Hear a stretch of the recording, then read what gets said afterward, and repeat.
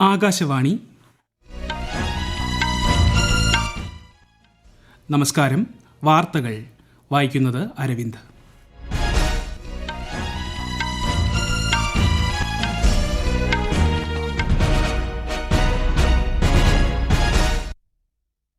പ്രധാന വാർത്തകൾ. 2023 സ്വച്ഛ് സർവേക്ഷൺ പുരസ്കാരങ്ങൾ രാഷ്ട്രപതി ദ്രൗപദി മുർമു വിതരണം ചെയ്തു. രാജ്യത്തെ ശുചിത്വമേറിയ നഗരങ്ങൾക്കുള്ള പുരസ്കാരം സ്വന്തമാക്കി ഇൻഡോറും സൂറത്തും.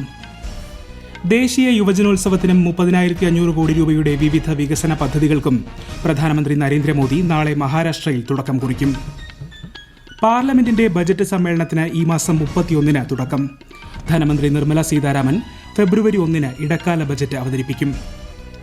ബംഗ്ലാദേശ് പ്രധാനമന്ത്രിയായി ഷെയ്ഖ് ഹസീന സത്യപ്രതിജ്ഞ ചെയ്ത് അധികാരമേറ്റു. പ്രധാനമന്ത്രി പദത്തിൽ ഇത് തുടർച്ചയായി 4-ാം തവണ. വികസിത് ഭാരത് സങ്കൽപ് യാത്ര കേരളത്തിൽ പുരോഗമിക്കുന്നു. തിരുവനന്തപുരത്ത് നടന്ന ചടങ്ങിൽ കേന്ദ്ര സഹമന്ത്രിമാരായ ശോഭ കരന്തലജയും വി മുരളീധരനും പങ്കെടുത്തു. 2020 ക്രിക്കറ്റ് പരമ്പരയിലെ ആദ്യ മത്സരത്തിൽ ടോസ് നേടിയ ഇന്ത്യ അഫ്ഗാനിസ്ഥാനെ ബാറ്റിംഗിനയച്ചു.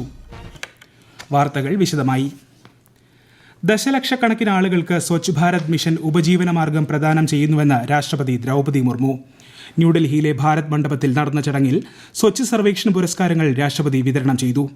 2023 സ്വച്ഛ് സർവേയുടെ അടിസ്ഥാനത്തിൽ 1 ലക്ഷത്തിന് മുകളിൽ ജനസംഖ്യ വരുന്ന നഗരങ്ങളുടെ വിഭാഗത്തിൽ ഏറ്റവും വൃത്തിയുള്ള നഗരങ്ങൾക്കുള്ള പുരസ്കാരം ഇൻഡോറിനും സൂറത്തിനും ലഭിച്ചു.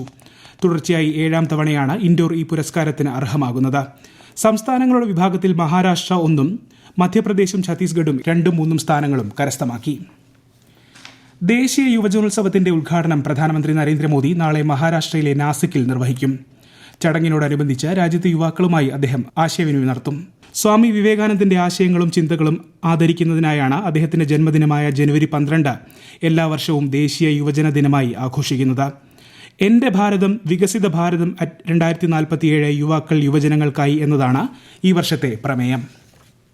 പ്രധാനമന്ത്രി നരേന്ദ്രമോദി നാളെ മഹാരാഷ്ട്രയിൽ 30,500 കോടി രൂപയുടെ വിവിധ വികസന പദ്ധതികൾക്ക് തുടക്കം കുറിക്കും. നഗരമേഖലയിലെ ഗതാഗത സൗകര്യങ്ങൾ ശക്തിപ്പെടുത്തുന്നതിനായി നിർമ്മിച്ച അടൽ സേതുവിന്റെ ഉദ്ഘാടനവും പ്രധാനമന്ത്രി നിർവഹിക്കും. വിശദാംശങ്ങളിലേക്ക്. 17,840 കോടി രൂപ ചെലവിലാണ് 21.8 കിലോമീറ്റർ ദൈർഘ്യമുള്ള അടൽ സേതു പാലം നിർമ്മിച്ചിരിക്കുന്നത്. 2016 ഡിസംബറിലായിരുന്നു പ്രധാനമന്ത്രി പാലത്തിന്റെ തറക്കല്ലിട്ടത്. നാളെ നവി മുംബൈയിൽ പൊതുസമ്മേളനത്തെ അദ്ദേഹം അഭിസംബോധന ചെയ്യും. 12,700 കോടി രൂപയുടെ വികസന പദ്ധതികൾക്ക് ചടങ്ങിൽ തുടക്കം കുറിക്കും. ഈസ്റ്റേൺ ഫ്രീവേ ഓറഞ്ച് ഗേറ്റിനെ മറൈൻ ഡ്രൈവുമായി ബന്ധിപ്പിക്കുന്ന അടിപ്പാതയ്ക്കും പ്രധാനമന്ത്രി നാളെ തറക്കല്ലിടും. 8,700 കോടി രൂപ ചെലവിലാണ് 9.2 കിലോമീറ്റർ തുരങ്കപാത നിർമ്മിക്കുന്നത്. മഹാരാഷ്ട്രയിലെ പാൽഘർ, താനെ ജില്ലകളിലെ കുടിവെള്ള വിതരണത്തിനായുള്ള സൂര്യ പദ്ധതിയുടെ ആദ്യഘട്ടവും പ്രധാനമന്ത്രി നാടിന് സമർപ്പിക്കും. 2,000 കോടി രൂപയുടെ റെയിൽവേ പദ്ധതികളുടെ സമർപ്പണവും അദ്ദേഹം നാളെ നിർവഹിക്കും. ഉറാൻ റെയിൽവേ സ്റ്റേഷനിൽ നിന്ന് ഖാർഗോപുറിലേക്കുള്ള ട്രെയിൻ സർവീസ് നാളെ പ്രധാനമന്ത്രി ഫ്ളാഗ് ഓഫ് ചെയ്യും. വനിതാ ശാക്തീകരണം ലക്ഷ്യമിടുന്ന നമോ മഹിളാ ശാക്തീകരൺ അഭിയാനും ചടങ്ങിൽ പ്രധാനമന്ത്രി തുടക്കമിടും. News desk, Akashvani. പ്രധാനമന്ത്രി നരേന്ദ്രമോദി മുസ്ലിം സമുദായ പ്രതിനിധികളുമായി ന്യൂഡൽഹിയിലെ വസതിയിൽ കൂടിക്കാഴ്ച നടത്തി. അജ്മീറിലെ ഷെരീഫ് ദർഗയിൽ സ്ഥാപിക്കുന്നതിനായി വിശുദ്ധ വസ്ത്രമായ ഛാദർ പ്രധാനമന്ത്രി സമ്മാനിച്ചു. കേന്ദ്രമന്ത്രി സ്മൃതി ഇറാനിയും പരിപാടിയിൽ പങ്കെടുത്തു. പാർലമെന്റിന്റെ ബജറ്റ് സമ്മേളനം ഈ മാസം 31-ന് ആരംഭിക്കും. അടുത്ത മാസം 9 വരെയാണ് സമ്മേളനം. ഫെബ്രുവരി 1-ന് ഇടക്കാല ബജറ്റ് കേന്ദ്ര ധനമന്ത്രി നിർമ്മല സീതാരാമൻ അവതരിപ്പിക്കും. പാർലമെന്റിന്റെ ഇരുസഭകളുടെയും സംയുക്ത സമ്മേളനത്തെ രാഷ്ട്രപതി ദ്രൗപദി മുർമു അഭിസംബോധന ചെയ്യുന്നതോടെ ബജറ്റ് സമ്മേളനത്തിന് തുടക്കമാകും. 2 ദിവസത്തെ സന്ദർശനത്തിനായി UK-യിലെത്തിയ രാജ്യരക്ഷാമന്ത്രി രാജ്നാഥ് സിംഗ് ബ്രിട്ടീഷ് പ്രധാനമന്ത്രി ഋഷി സുനകുമായി ലണ്ടനിൽ കൂടിക്കാഴ്ച നടത്തി. പ്രതിരോധം, വ്യാപാരം, പ്രാദേശിക വെല്ലുവിളികൾ എന്നിവ കൂടിക്കാഴ്ചയിൽ ചർച്ചയായി. ഇന്ത്യ-UK സ്വതന്ത്ര വ്യാപാര കരാറും നേതാക്കൾ ചർച്ച ചെയ്തു. ബ്രിട്ടീഷ് പ്രതിരോധ മന്ത്രി ഗ്ലാൻ ഷ്നാപ്സുമായും പ്രതിരോധ മേഖലയിലെ വ്യവസായ പ്രമുഖരുമായും അദ്ദേഹം സംവദിച്ചു. രാജ്യത്തെ ഈ സാമ്പത്തിക വർഷത്തെ പ്രത്യക്ഷ നികുതി വരുമാനം 17 ലക്ഷം കോടി രൂപ കടന്നതായി കേന്ദ്ര സർക്കാർ. കഴിഞ്ഞ വർഷത്തെ അപേക്ഷിച്ച് 17% അധികമാണിത്. കോർപ്പറേറ്റ് നികുതി വരുമാനത്തിൽ 8.32%, വ്യക്തിഗത ആദായ നികുതിയിൽ 26% വളർച്ച രേഖപ്പെടുത്തി. 2,48,000 കോടിയിലധികം രൂപയുടെ നികുതി റീഫണ്ട് നടപ്പ് സാമ്പത്തിക വർഷത്തിൽ നൽകിക്കഴിഞ്ഞതായും കേന്ദ്ര ധനമന്ത്രാലയം അറിയിച്ചു.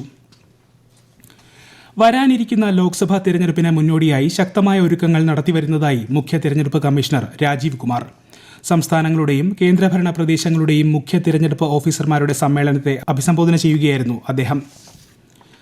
മെയ്ഡ് ഇൻ ഇന്ത്യ മെമ്മറി ചിപ്പുകളുടെ നിർമ്മാണം ഈ വർഷത്തോടെ ഗുജറാത്തിൽ ആരംഭിക്കാൻ കഴിയുമെന്ന് പ്രതീക്ഷിക്കുന്നതായി കേന്ദ്രമന്ത്രി അശ്വനി വൈഷ്ണവ്. ഗാന്ധിനഗറിൽ വൈബ്രന്റ് ഗുജറാത്ത് ആഗോള ഉച്ചകോടിയെ അഭിസംബോധന ചെയ്യുകയായിരുന്നു അദ്ദേഹം. ഡാറ്റ സ്റ്റോറേജ് സംവിധാന നിർമ്മാതാക്കളായ മൈക്രോൺ ഗുജറാത്തിൽ നടത്തുന്ന നിക്ഷേപം രാജ്യത്തെ അർദ്ധചാലക വ്യവസായത്തിന് അനുകൂലമായ പരിസ്ഥിതി സൃഷ്ടിക്കുമെന്നും മന്ത്രി പറഞ്ഞു.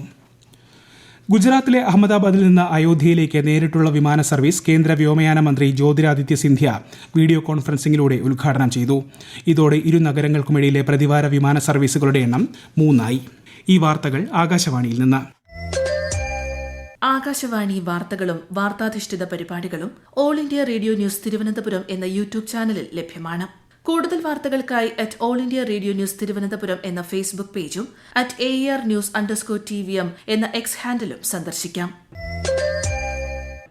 കേന്ദ്ര പദ്ധതികൾ ജനങ്ങളിലേക്ക് എത്തിക്കുന്ന വികസിത് ഭാരത് സങ്കൽപ് യാത്രയ്ക്ക് സംസ്ഥാനത്ത് മികച്ച പ്രതികരണം. തിരുവനന്തപുരത്ത് നടന്ന യാത്രയിൽ കേന്ദ്ര സഹമന്ത്രിമാരായ വി മുരളീധരനും ശോഭ കരന്തലജയും പങ്കെടുത്തു. കേന്ദ്ര പദ്ധതികൾ ഉപയോഗപ്പെടുത്തി രാജ്യത്തിന്റെ വികസനത്തിൽ പങ്കാളികൾ ആകണമെന്ന് ശ്രീമതി ശോഭ കരന്തലജെ ജനങ്ങളോട് ആഹ്വാനം ചെയ്തു. തിരുവനന്തപുരം കിഴക്കേക്കോട്ടയിൽ വികസിത് ഭാരത് സങ്കൽപ് യാത്ര മന്ത്രി ഉദ്ഘാടനം ചെയ്തു.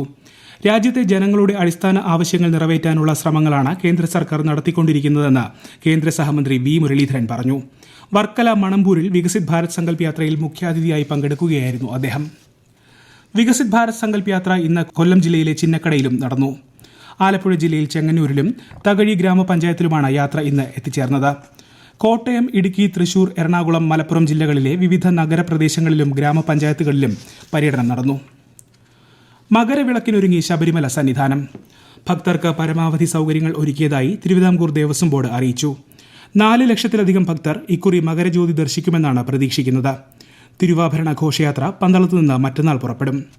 ചരിത്ര പ്രസിദ്ധമായ എരുമേലി ചന്ദനക്കുടം ഘോഷയാത്ര മന്ത്രി VN വാസവൻ ഇന്ന് ഫ്ളാഗ് ഓഫ് ചെയ്യും. എരുമേലി പേട്ടതുള്ളൽ നാളെയാണ്. സിറോ മലബാർ സഭയുടെ 4ാമത് മേജർ ആർച്ച് ബിഷപ്പായി മാർ റാഫേൽ തട്ടിൽ സ്ഥാനമേറ്റു. സഭയുടെ കേന്ദ്ര കാര്യാലയമായ കാക്കനാട് സെന്റ് തോമസ് മൗണ്ടിൽ നടന്ന ചടങ്ങിലായിരുന്നു സ്ഥാനാരോഹണം. സംസ്ഥാന യുവജന കമ്മീഷന്റെ ആഭിമുഖ്യത്തിൽ സംഘടിപ്പിക്കുന്ന ദേശീയ യുവജന ദിനാഘോഷം മന്ത്രി സജി ചെറിയാൻ നാളെ തിരുവനന്തപുരത്ത് ഉദ്ഘാടനം ചെയ്യും. ദിനാഘോഷത്തോടനുബന്ധിച്ച് സംസ്ഥാനതല EMS സ്മാരക പ്രസംഗ മത്സര വിജയികൾക്കുള്ള സമ്മാനദാനവും വിവിധ കലാപരിപാടികളും സംഘടിപ്പിക്കും. ഇന്ത്യ അഫ്ഗാനിസ്ഥാൻ 2020 ക്രിക്കറ്റ് പരമ്പരയിലെ ആദ്യ മത്സരത്തിൽ ടോസ് നേടിയ ഇന്ത്യ ഫീൽഡിംഗ് തിരഞ്ഞെടുത്തു. മൊഹാലിയിലെ Punjab cricket association IS Bindra സ്റ്റേഡിയത്തിലാണ് മത്സരം. 3 മത്സരങ്ങളാണ് പരമ്പരയിലുള്ളത്. മലേഷ്യ ഓപ്പൺ ബാഡ്മിന്റണിൽ ഇന്ത്യയുടെ അശ്വനി പൊന്നപ്പ, തനീഷ ക്രാസ്റ്റോ സഖ്യം ക്വാർട്ടറിൽ. ജാപ്പനീസ് താരങ്ങളായ മയു മത്സുമോട്ടോ, വക്കാന നഗഹാര സഖ്യത്തെ പരാജയപ്പെടുത്തിയാണ് ഇന്ത്യൻ താരങ്ങൾ ക്വാർട്ടർ പ്രവേശനം നേടിയത്. പുരുഷ ഡബിൾസിൽ ഫ്രഞ്ച് താരങ്ങളെ പരാജയപ്പെടുത്തി സാത്വിക് സായ്രാജ് രംഗിറെഡ്ഡി, ചിരാഗ് ഷെട്ടി സഖ്യവും ക്വാർട്ടറിൽ കടന്നു. ബംഗ്ലാദേശ് പ്രധാനമന്ത്രിയായി ഷെയ്ഖ് ഹസീന ഇന്ന് സത്യപ്രതിജ്ഞ ചെയ്ത് അധികാരമേറ്റു.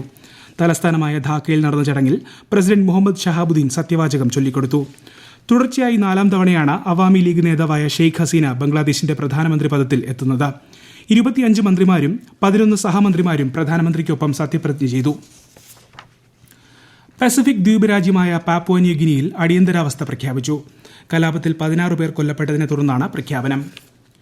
രാജ്യത്തെ 2030ഓടെ ഹരിത ഹൈഡ്രജൻ ഹബ്ബാക്കാനും കുറഞ്ഞ ചെലവിൽ ഹൈഡ്രജൻ നിർമ്മിക്കാനും ലക്ഷ്യമിടുന്നതായി G20 sherpa Amitabh Kant. FICCI സംഘടിപ്പിച്ച ചാക്രിക സമ്പദ് വ്യവസ്ഥയെക്കുറിച്ചുള്ള ശില്പശാലയിൽ സംസാരിക്കുകയായിരുന്നു അദ്ദേഹം. അഫ്ഗാനിസ്ഥാനിൽ ഭൂചലനം. റിക്ടർ സ്കെയിലിൽ 6.1 തീവ്രത രേഖപ്പെടുത്തി. ഡൽഹി ഉൾപ്പെടെ ഉത്തരേന്ത്യയിലെ ചില ഭാഗങ്ങളിലും പ്രകമ്പനം അനുഭവപ്പെട്ടെങ്കിലും നാശനഷ്ടങ്ങളൊന്നും റിപ്പോർട്ട് ചെയ്തിട്ടില്ല. രാജ്യത്തിന്റെ വടക്കു പടിഞ്ഞാറൻ ഭാഗങ്ങളിൽ അടുത്ത 4 ദിവസങ്ങളിൽ മൂടൽമഞ്ഞ് തുടരുമെന്ന് കേന്ദ്ര കാലാവസ്ഥാ വകുപ്പ്. പഞ്ചാബ്, ഹരിയാന, ഉത്തർപ്രദേശ് സംസ്ഥാനങ്ങളുടെ ചില ഭാഗങ്ങളിൽ ഇടതൂർന്ന മൂടൽമഞ്ഞുണ്ടാകുമെന്നാണ് പ്രവചനം. തമിഴ്നാട്, കേരളം, ലക്ഷദ്വീപ് എന്നിവയുടെ ചില ഭാഗങ്ങളിൽ നാളെ നേരിയതോ മിതമായതോ ആയ മഴ ലഭിച്ചേക്കും. പ്രധാന വാർത്തകൾ വീണ്ടും. 2023 സ്വച്ഛ് സർവേക്ഷൺ പുരസ്കാരങ്ങൾ രാഷ്ട്രപതി ദ്രൗപദി മുർമു വിതരണം ചെയ്തു. രാജ്യത്തെ ശുചിത്വമേറിയ നഗരങ്ങൾക്കുള്ള പുരസ്കാരം സ്വന്തമാക്കി ഇൻഡോറും സൂറത്തും. ദേശീയ യുവജനോത്സവത്തിനും 30,500 കോടി രൂപയുടെ വിവിധ വികസന പദ്ധതികൾക്കും പ്രധാനമന്ത്രി നരേന്ദ്രമോദി നാളെ മഹാരാഷ്ട്രയിൽ തുടക്കം കുറിക്കും. പാർലമെന്റിന്റെ ബജറ്റ് സമ്മേളനത്തിന് ഈ മാസം 31 തുടക്കം. ധനമന്ത്രി നിർമ്മല സീതാരാമൻ ഫെബ്രുവരി 1 ഇടക്കാല ബജറ്റ് അവതരിപ്പിക്കും. ബംഗ്ലാദേശ് പ്രധാനമന്ത്രിയായി ഷെയ്ഖ് ഹസീന സത്യപ്രതിജ്ഞ ചെയ്ത് അധികാരമേറ്റു. പ്രധാനമന്ത്രി പദത്തിൽ ഇത് തുടർച്ചയായി 4ാം തവണ.